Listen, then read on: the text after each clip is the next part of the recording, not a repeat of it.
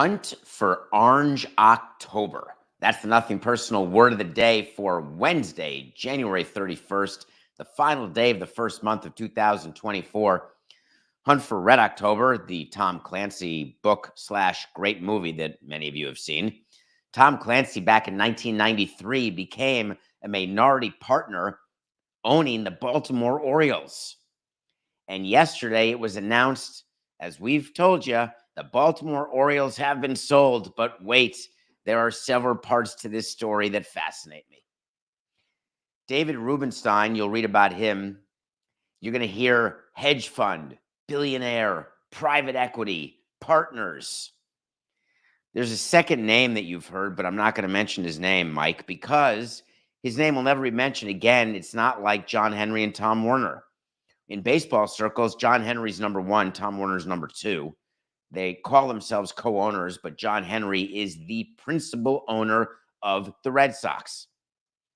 David Rubenstein will be the control owner, the principal owner of the Baltimore Orioles, but not tomorrow.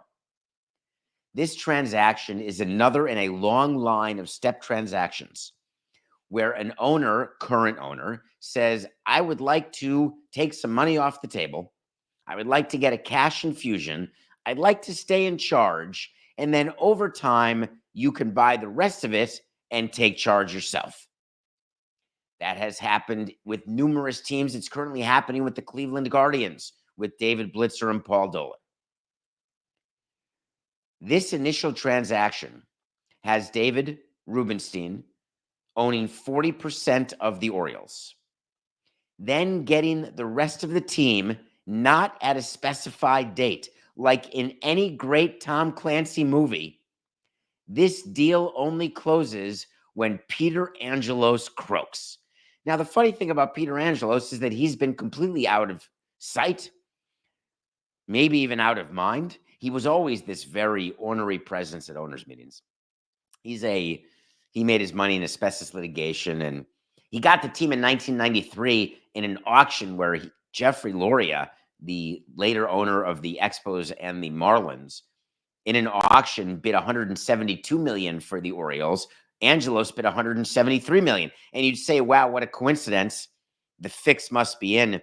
It was actually an open auction where it started like at 120 million, 121, do I have 122, 123, and kept going back and forth inside a courtroom where the auction was held.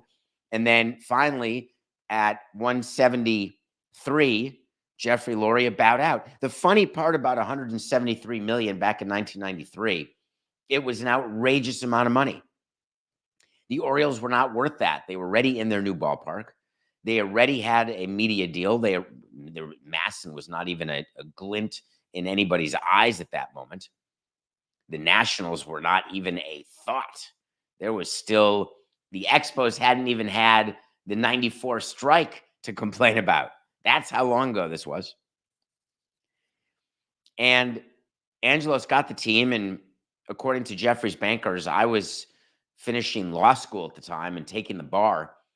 I was not involved other than I was at the hearing when Tom Clancy, Peter Angelos, Bill DeWitt, the current owner of the Cardinals, for those Cardinal fans, he was there, a part of these bids, a part of this auction.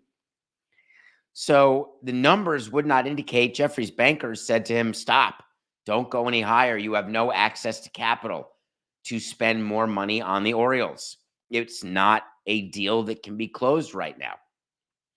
The real number for the Orioles at that time, the high was about 150. So it really went above and beyond. Now there's a lot of things that are being written. $1.725 billion.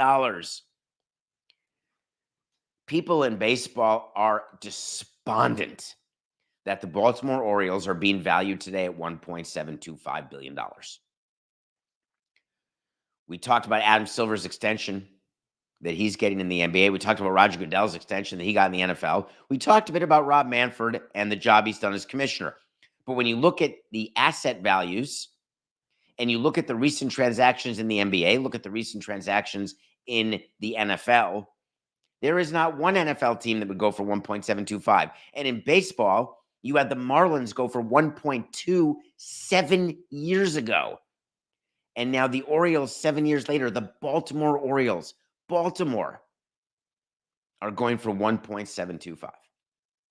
From the Angelos standpoint, this deal was definitely going to happen. And the reason why is that Peter Angelos, who has dementia, is not involved in the operation of the team. He's not the control person of the team. His son, John, is. He's got two sons, John and Louie. John and Louie fight. They don't fight the way brothers fight, like on the playground, yelling to mommy. They fight about money. They fight about control. They fight about power, and they fight through the courts. Lovely family. It is a lot like Succession. And so what they decided was that Peter is going to get his wish, because it was always Peter's wish that this team be sold, not given to the sons. So the sons, John, will get to run the team until Peter dies. And it sounds like everything's kosher, normal. It's just a tax play. So if you think about something, if you have a large estate, let's just, for mathematical purposes, say that the estate tax is 50%. That means if you die with $100 million, you have to pay taxes, let's say, on 90 million of it. That means you have to write a $45 million check to the government, and you get to keep and pass down to your family 45 million plus the first 10 or 12.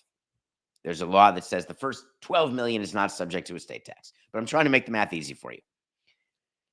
If you sell something while you're living, you pay a capital gains tax. Let's just say that Peter Angelos bought the team for 200. It was 173. Just say 200. And there's debt involved, but just say 200. And say he sells the team for $1 billion, and he owns all of it. That's an $800 million gain. You pay capital gains on that of 30%. So just say he's writing a $240 million check to the government if he sells today. Then he gets to keep the proceeds. So he's got 800 of profit minus the 240 of tax. I don't want to make you do math too early in the morning, but just say he's got $560 million, and then he croaks. He's then got to pay 50% of that 560 to the government. So that 560 goes all the way down to 280. Now, these are crazy numbers, but I'm just explaining to you that when a guy who's about to die is about to die, you don't see him selling his assets, because it's like double taxation. The reason why the Orioles want to do a 40% sale right now is because by taking a cash infusion, what the Orioles are able to do is have operating money, not money to increase payroll, not money to give to players, money to put into the family that is repayment of capital contributed by the Angelos family to run the Orioles, pay down some debt, which helps your cash flow. But then they're waiting for the other 60% until Peter dies. Very strange. What day will that be? Well, normally step transactions, like the way A-Rod is buying the Timberwolves, where I think that deal's done, actually. There are dates. You will get 40% on January 1st of 2024. Then you will get another 10% on each January 1st for the next 6 years until you're at 100%. It's specified in a contract. I have never seen a contract which is dependent on the death of the actual owner of the underlying asset. Now, of course, it can happen when you're selling your house and say, hey, my estate will sell my house. I don't want to sell my house. You can have the house once I'm dead. But it's just interesting in that David Rubenstein is not exactly a spring chicken. He's 74 years old, and he's getting zero control. Zero. Now, he could go to owners' meetings, but he can't go to the meetings where it's only one person per club, the special meeting after the meeting. He doesn't get the final say on whether they extend, Holiday, the number one prospect in baseball. He doesn't get any power. He's a limited partner, and that's it. And so is the power going to come in 5 years, 6 years, 2 months, 3 months? We thought Peter Angelos has been dead for 5 years, but it turns out he isn't. It's going to be fascinating to watch what happens. The Orioles at 1.7. I'm waiting for a call from Jeffrey. I think I'm going to get it today. going to call me and say, we got Jeter to give 1.2. Oh my God. Thank you. I know he's appreciative. So you're going to read all about this transaction, and I just want to make sure you've got the facts of it. Make sure you're able to talk about it when people talk about it, so you know. We're getting a lot of stories like that where we're telling you things that are happening. It's not being reported exactly that way, but then you've got the information, and then all of a sudden it comes out that we're right about things. And then we all look good. We're here. Coke and I were talking about that the other day. We're here to make you all look good when you're talking to your friends, family, coworkers. So the background of the Oriole deal at 1.725 is not ideal. So you'll hear that couched in many ways, that the Orioles are making an investment in renovations. There may be a new ballpark coming. There's uncertainty with the value of the network. The network's not involved in this deal. There's uncertainty in what the TV revenue will be for the Orioles. True. All sorts of teams are using that uncertainty as why they're cutting payroll, not signing players, why valuations are down. You wonder why it's the biggest sports business story of the year, the bankruptcy of the regional sports networks and what's going to happen, because teams with their expected revenue, it's going away, and that hurts what your team is worth. But either way, from Rubenstein's standpoint, there's only 30 teams. Eventually, even if he's too old to realize it, he'll be a control person. He'll have the asset. Just because of what he does for a living, you know, when people say to you, hey, they're hedge fund billionaires, they're rich, they're going to increase the payroll, always bring them back to the richest owner in baseball. When I started, Carl Pohlad, Minnesota Twins, subject to contraction, always at a low payroll. There is no correlation. The Steve Cohen situation, hey, I'm a multi-billionaire hedge fund guy, I'm going to lose money, lose money, lose money. I'm going to raise the payroll, raise the payroll, raise the payroll. Well, you know the answer to that already. We told you to do it for 5 years, and that's it. And then it becomes not tax advantageous to pump money into a losing operation, and he's going to stop. So at some point, the Mets will have to find a way to make it on their own. The way hedge fund billionaires become hedge fund billionaires is that they don't pour money, good money after bad. They don't make bad investments. But being one of 30 is pretty cool. One of 30. I guess in football, it's one of 32. I've got a message for Ben Johnson. I don't know you, Ben Johnson. He is the offensive coordinator for the Detroit Lions. They had a fun season. It was fun to be on that ride all the way to the NFC Championship. Should have been in the Super Bowl. Feels good to be in a locker room with Dan Campbell. You feel like you want to run through walls for the guy. Great situation, great players. Everything's great. Ben Johnson interviews to be the head coach of the Commanders, maybe of the Seahawks. That's 1/16 of the league that wanted him to be their coach, finalist. Comes out yesterday, and he said that he is opting to remain with the Detroit Lions as their offensive coordinator, rather than pursue the head coaching vacancy with the Commanders and the Seahawks. That came from Adam Schefter. Ben,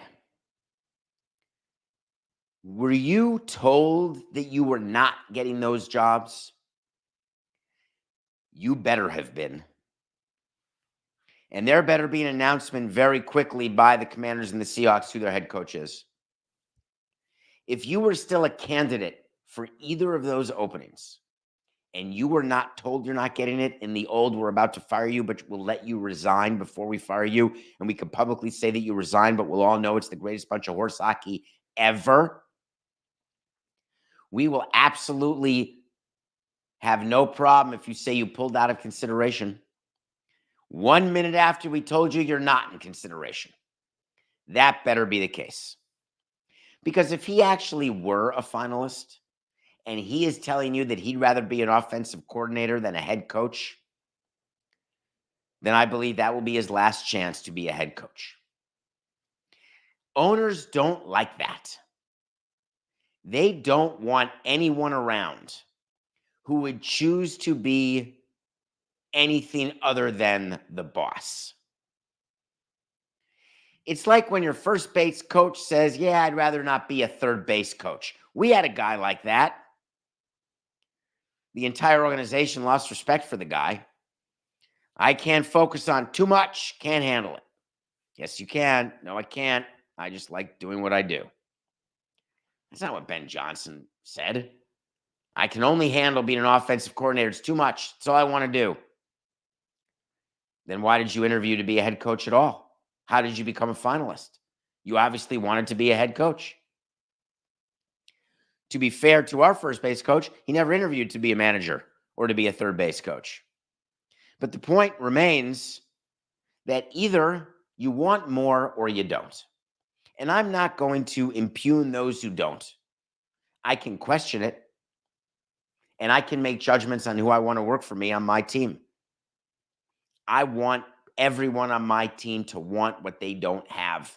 I want everyone to want to climb the ladder, to be more, to make more money, to have more responsibility, to be in more rooms where stuff happens. I don't want people settling for middle management. And make no mistake, offensive coordinators are middle management. I'm sorry. Oh, but they call the plays. Very, very important. They sit in on the personnel meetings. They devise the game plan. Nope. You're either the main man, the head honcho, the head woman, the head there. Can't even, that expression's gone now. Main man, done. Can't use it. I guess we'll have to edit it out of the show. 4869. You're either the boss or you're not. Oh, I have another way I can do that. All right, wipe it. Kids out there, cover your ears. 4869. You're either the boss or the bitch. And I want people to be the boss. A bunch of names came out yesterday with similar things. Gerard Johnson told teams, I'm going to be the QB coach under DeMeco Ryans. I don't want to be the offensive coordinator. Bobby Slowick, I'm staying with the Texans. I don't want to be anything other than that. Huh. He interviewed with a bunch of teams, was not a finalist anywhere, and then parlayed it into a raise and an extension. Let me differentiate that from Ben Johnson. I love when employees use leverage, when a minor league manager uses leverage to me saying that he's about to be poached to be a AAA manager when we have him as a AA manager, so you better pay me. There's a lot of that goes on in baseball where friends help friends out. If you've got a friend with the Astros, you say, hey, will you do me a favor and ask permission to interview me? And then say you're going to hire me to be the AAA manager at 120 grand because I'm making 80 and then I'm going to get an extension at 95, even though they only wanted to give me 80 and everybody's a winner. So as a team president, I was always cynical. I wonder where that came from. Always looking out when employees would say to me, hey, I may leave, pay me to stay. Sometimes we would say, see you later. Thanks for the memories. Other times we would say, oi, crikeys, we don't want you to leave. We'll give you that raise and extension. Is it possible that the Texans wanted Slowick to stay and that he never was actually going to get one of the jobs and he got interviewed as a favor? Yes. Is it also possible he was on the list of a great up-and-coming coordinator, got interviewed and just wasn't ready and decided for safety and security and an extension, which, by the way, will certainly have an out if he becomes a head coach elsewhere? I have no problem with what Bobby Slowick did. The reason I'm getting on Ben Johnson is Ben Johnson wasn't going through the motions. He wasn't using his head coaching interviews as leverage to get more money under Dan Campbell. And I'm in on all those. He was actually going to be a head coach. Who doesn't want to be a head coach? David, what if you only get one try and you got to go with the team that won't lose because then you won't be around?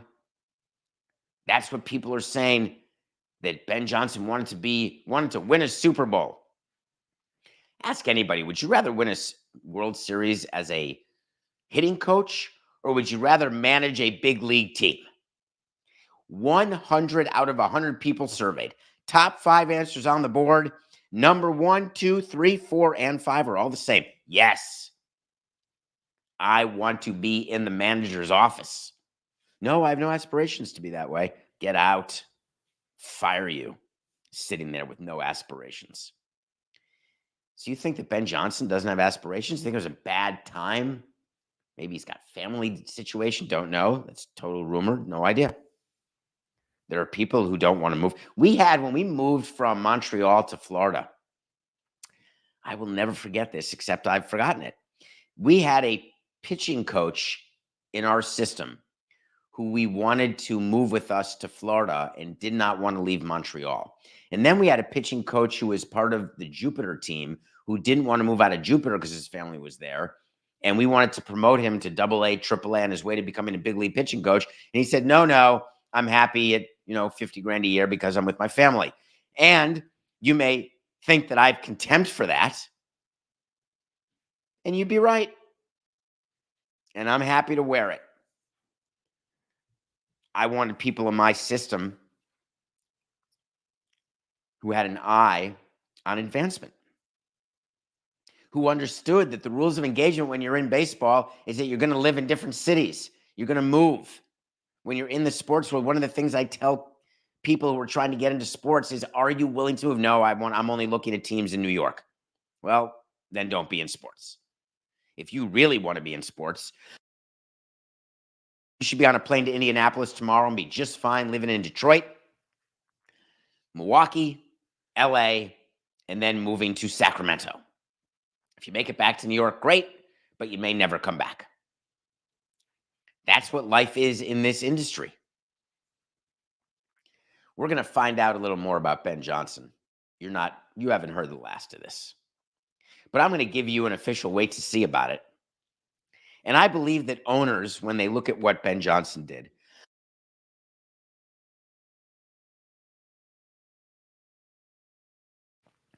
I don't believe they're going to give him another chance. As a matter of fact, I believe that so strongly. Do you remember last year when there was a head coach who was being interviewed? Eric Bieniemy. Remember that one? I think I have a wait to see, Coca, don't I? I thought Eric Bieniemy would most certainly be a head coach this coming year. There have been about 7 openings. It has been the greatest off-season hiring cycle for minority coaches in a decade, maybe more. And the number 1 minority candidate from last year is already off the top of the list. Of course, he could be named the Commanders coach tomorrow, and then we'll say we were wrong. I just don't think owners are going to hire Ben Johnson now. So I'm going to make that official. Ben Johnson will not be a head coach this year or next year. 2 years of his life. Done. Speaking of that, when we come back, we are going to address another one of those topics that we had brought up to you about what's going on with the NHL and the sexual assault in junior hockey in Canada. And remember, we told you that 4 players were going to get suspended. Those 4 players have now been charged. We're going to talk about that and review a really important Oscar-nominated documentary, all when we are right back.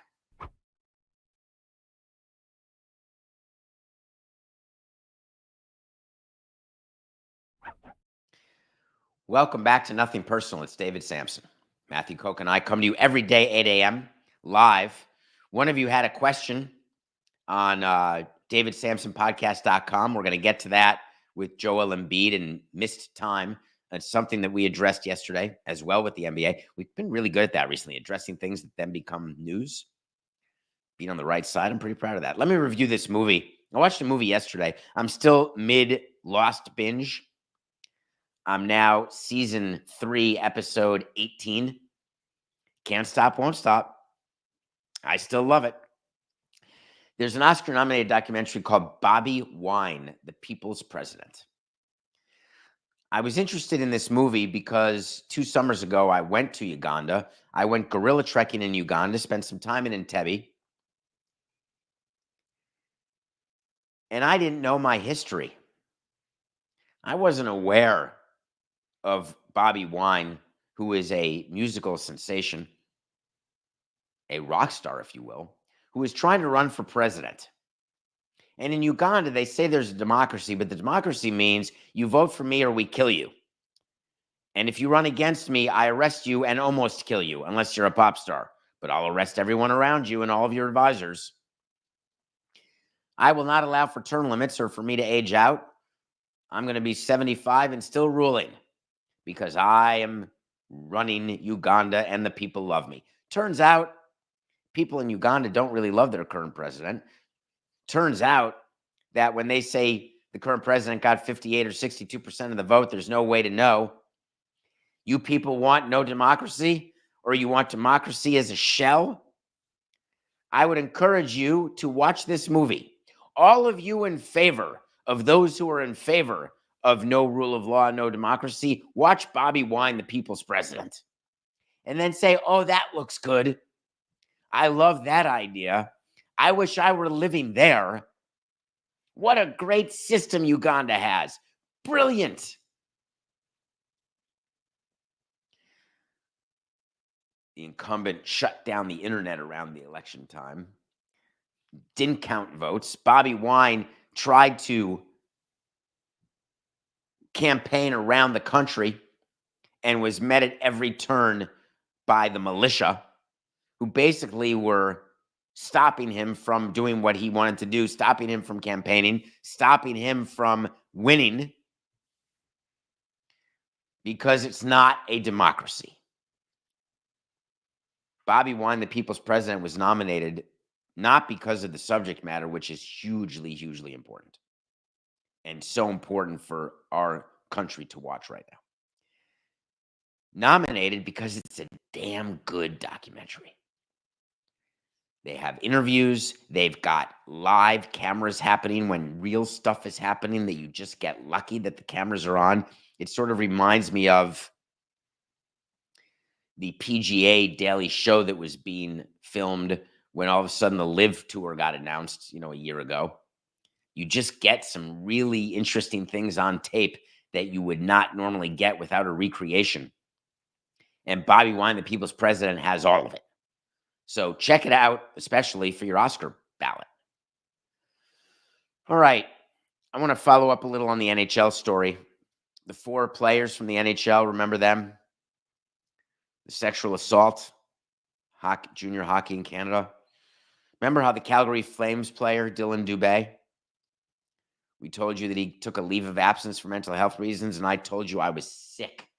It made me sick that they were using mental health as a sword and not a shield, and that they were lying about it when it wasn't mental health at all. Wouldn't you know? The Calgary Flames had to release a statement after it was announced that Dylan Dubé and 3 other players actually had to turn themselves in London, Ontario, because they were going to be charged with the crime. Their statement, the important part, we had no knowledge of pending charges at the time Dylan's request for a leave of absence was granted. So what Calgary would have you believe is that they had no information from the NHL about what was happening. They would like you to believe that a player came to them and said, hey, I got to leave the team. I got some mental health issues. They want you to believe that they didn't ask any questions. Hey, mental health, no problem. It's like a torn patellar tendon. You're on the injured list. We're good. We support you. We love you. Because that's sort of the right thing to say, the hip thing to say, the in thing to say. Mental health, physical health, same thing. Issues are issues. I'm here to tell you that teams don't view it that way. They should, but they don't. When you get an x-ray that shows, or an MRI that shows a grade 3 hamstring strain, not much discussion. There is no x-ray for needing a mental health day, needing a mental health week. It can manifest itself in behavior the way John Morant did. But you think it's a little coincidental that Dylan Dubé asked for a mental health leave and the Calgary Flames said no problem taken, and then all of a sudden he's charged when the investigation had been ongoing for a long time. As a matter of fact, wouldn't you know, Dylan Dubé's name was involved in the investigation that's been going on for a long time. So what, the Calgary Flames buried their head in the sand and said, oh, this what a coincidence. I don't believe in coincidences. They do. It's got to be a total coincidence that he's involved in this thing with junior hockey, but he needs a mental health break. Don't you think it's more likely that he went to the team and said, hey, guys, I'm sure you're not going to want me around because what a distraction I'll be. I'm happy to just take paid leave. Never heard a player say that before, ever. I think it's a little more likely that Calgary said, we are going to put him on administrative leave. It's exactly what Gary Bettman is doing to all four of the players. Wow, what a coincidence. 4 guys at once. But we want to give some cover, so we're going to use mental health. How dare all of you involved? And then you make it worse by saying in your statement, hey, we had no idea of the pending charges. Careful wordsmithing there. We had no idea of the pending charges. They weren't pending when he took his mental health leave, Chachi. They were contemplated. They're currently pending. What you should have said, but you couldn't say because you didn't want to outright lie, if you're the Calgary Flames making a statement, is we had no idea of the players' involvement in this horrific event. Where does it say that in the statement? Oh, yeah, it doesn't.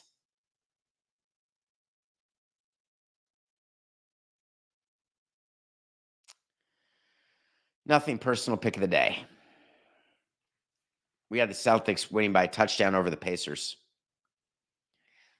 We had Halliburton on a minutes restriction coming back from injury. And we had the Celtics up 20. And then we had the Celtics win by 5. We are 16-17. Don't you give up. Don't you give up. Our pick tonight is the Kings 1.5 over the Heat. Spoelstra, the trend's our friend here. Heat haven't won a game since Spoelstra extended his contract. They haven't won a game since Terry Rozier got traded to the Heat. And the Kings are no schleppers. I think the Kings come into Miami and say, hey, we're going to extend your misery because the Heat look miserable. The Pacers were keeping track of Halliburton's minutes during that Celtics game yesterday. Do you remember yesterday's show? Any of you out there listening live on the Nothing Personal with David Samson YouTube channel? Yesterday's show, we talked about max deals in the NBA, and we talked about tweaking and that Adam Silver needs to tweak the 65-game rule, talking about Joel Embiid. But we talked about all the players and their max deals, and if you're not all NBA or you're not eligible for an MVP, you also don't get to make the most you can make as part of these max extensions.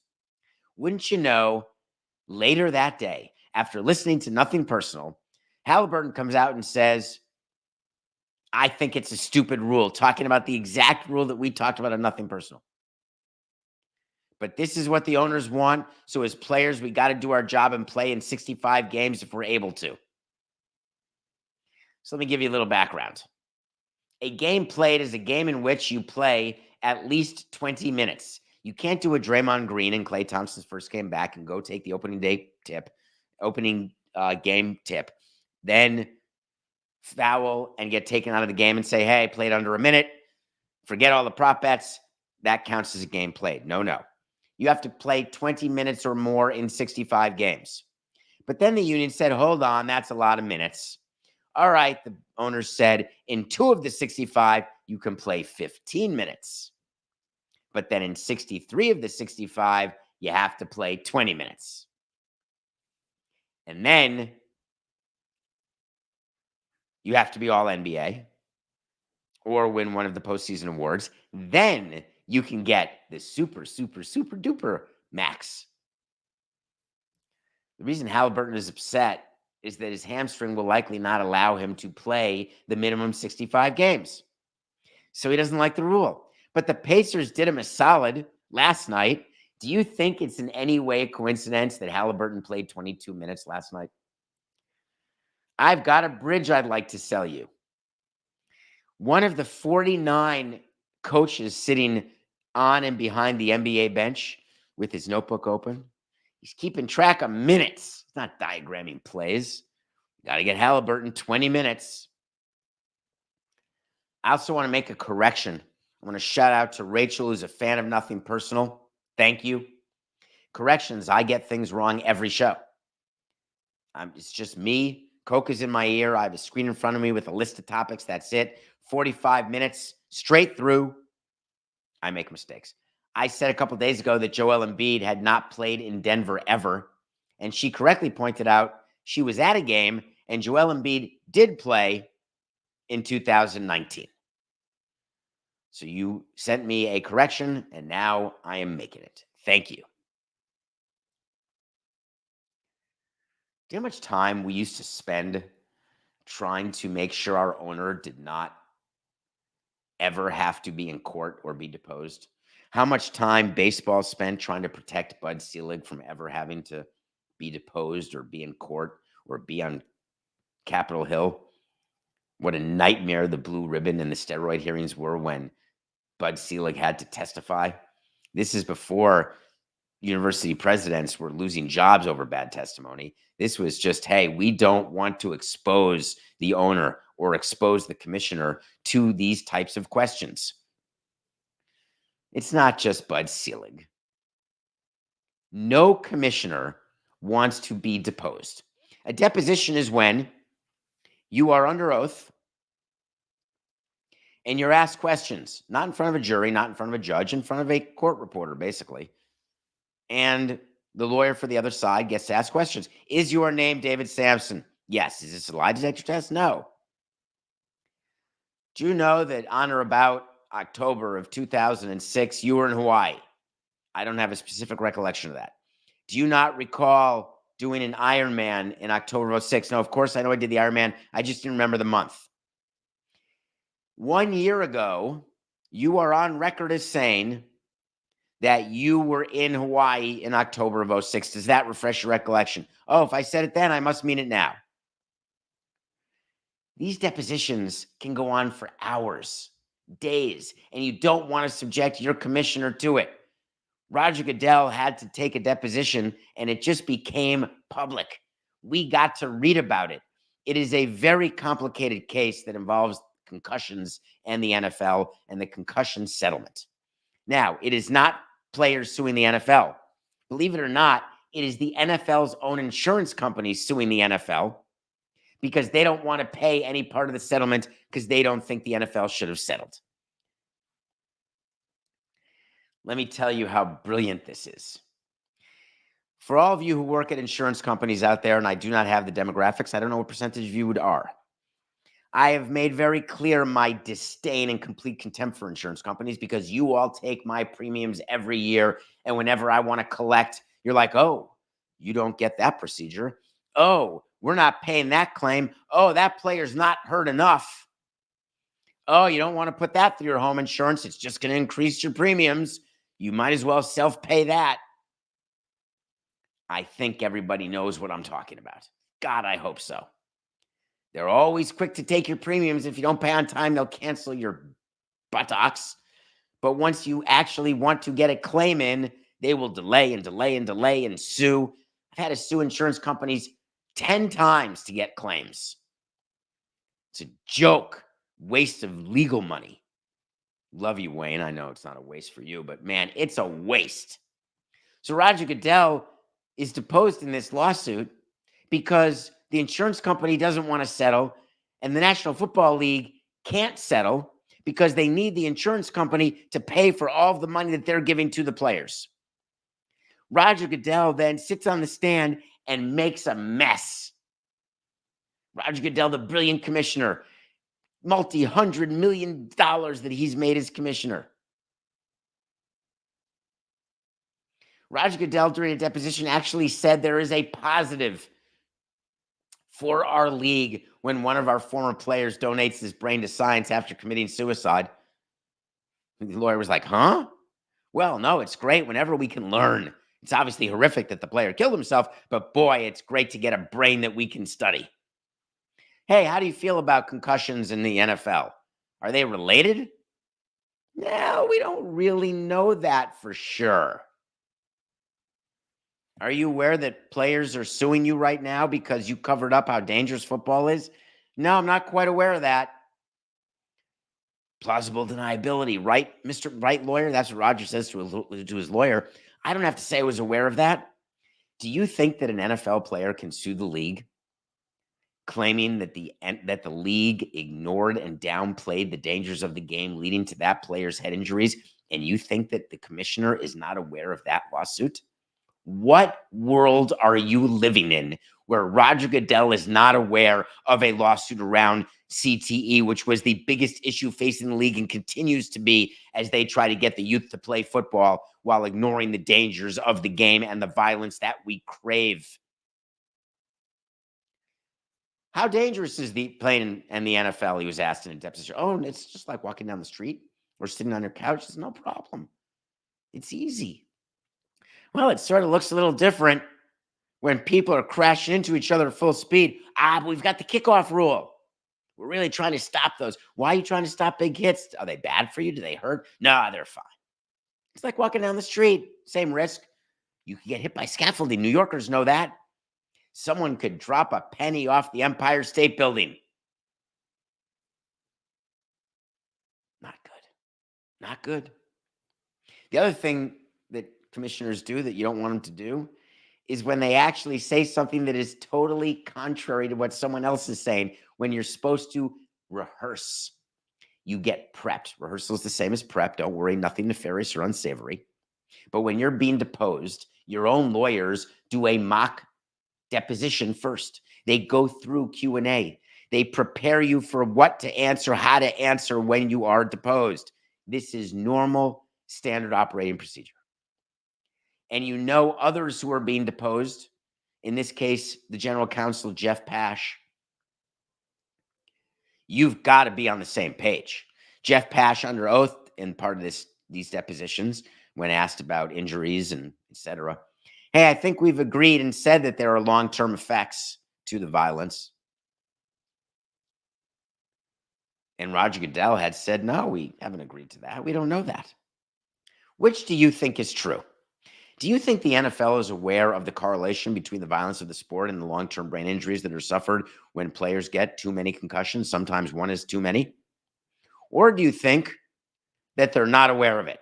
Part two, do you think they're aware of it and are doing something about it because they want to make lives of their players better in later years? Or part two, are they doing something about it only up to that which is required by the settlement, including making sure that the settlement encompasses all future claimants and they can completely forget about anything related to head injuries going forward? I wonder which one you're tempted to believe. We heard from a former commissioner as well in this lawsuit. This is a very big lawsuit, folks. Paul Tagliabue also testified. And his big addition to the proceedings is, yeah, I don't remember much. A long time ago. That's called preparation. Hey, do you have the time when you're under oath if someone asks you that? I was always taught the answer is yes. 99 out of 100 people, when you say, do you have the time? They answer with, yes, it's 1:42 p.m. Or yes, it's 8:44 a.m. That's answering too much. They didn't ask you what time it was. They just asked, do you have the time? Depositions are tricky that way. And it's always good just to say, I don't exactly recall saying that, but I have it right here that you said it. Well, if you have that I said it, I may have said it at the time, but I don't recall the context. I don't recall the scenario, the situation. I am stumped. That was a very long time ago. Are you saying that you don't think that there are long-term risks associated with playing football? No, I'm just saying that I've got as big a risk when I leave this courtroom, walking home to my $20 million apartment. It's going to be more about these leaked, not leaked documents, these now public documents. This lawsuit with the NFL and the insurance companies has been going on for years and years and years, and it ain't stopping soon. There are billions of dollars at stake. The commissioner, at the end of the day, had to agree to be deposed because he had no choice but not to settle. Why? Roger looked at his prepping attorneys, looked at his general counsel. He thought to himself, oh, I really don't want to do this, please, but it's just business. Love you, Roger. This is nothing personal.